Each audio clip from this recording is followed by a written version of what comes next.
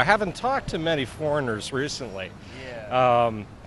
I was talking to a guy from Bulgaria last night at a dance, and he was mentioning how he loved the fact that there was running water everywhere and people could just drink from it. It was like pervasive. So a land of plenty, sure.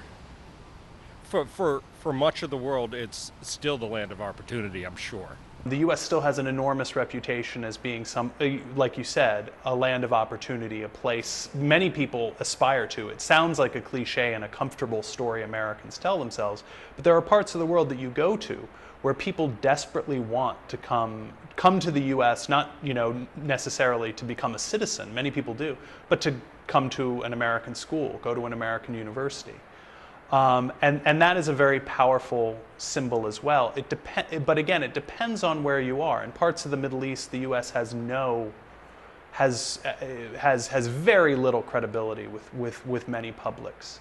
And this can coexist, oddly enough. You can find people who do not like the United States, do not like U.S. foreign policy, don't like aspects of American culture, yet may still want to say, again, come and go to Harvard or MIT or a school like that. I think there's no question about the position of power America is in. Nobody doubts it's a very big country.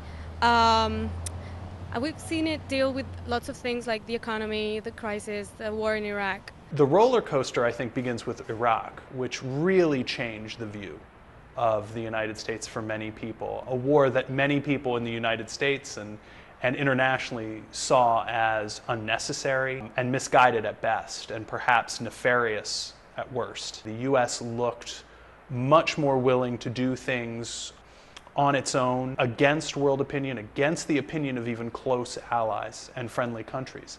Members of foreign policy establishments in other countries looked at Bush's actions in comparison to Clinton's and saw a distinct difference, and were very uncomfortable with it.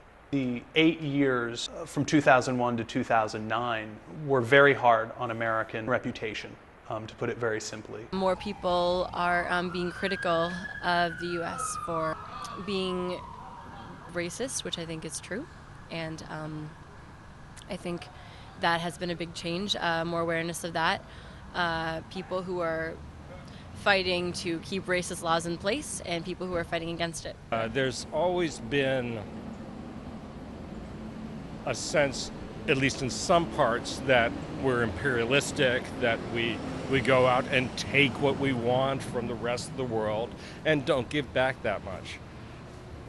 I think has just increased over time.